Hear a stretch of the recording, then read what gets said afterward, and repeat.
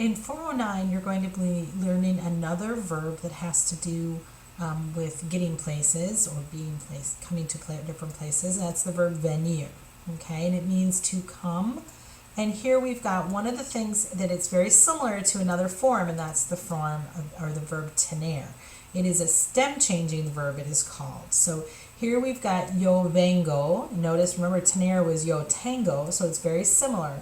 So yo vengo means I come or I am coming. Tu vienes is you come or you are coming, etc., etc. So viene, notice that E is changing to an IE in this form, and the last form. So the tu, the el, ella, usted, and then the ellos, ellas, ustedes form. It's going to be a stem changing verb, okay? So except for the yo form, where it's irregular, it's vengo.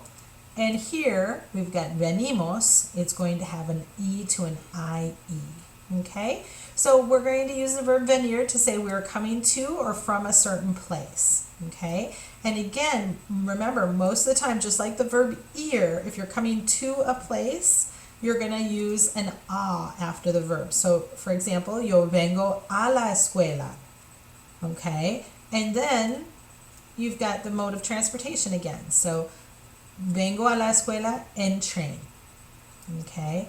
Vienen a la escuela en autobús. So, los estudiantes, for example, los estudiantes vienen a la escuela en autobús.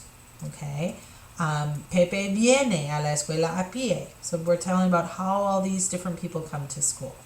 Okay, so write down all of those forms of the verb. Make sure that you know how to use them in context. So again, you're going to open up the activity, the practice file. Make sure that you print it out or you do it in a Word document. You want to check your answers after you've completed it, and then you're going to move on to the assessment. So here we go. It says, based on the pictures and the given subject, so they're telling you who the subject is about or who the sentence is about, you're going to write a complete sentence in Spanish using the verb, a form of the verb venir, and a mode of transportation. Okay?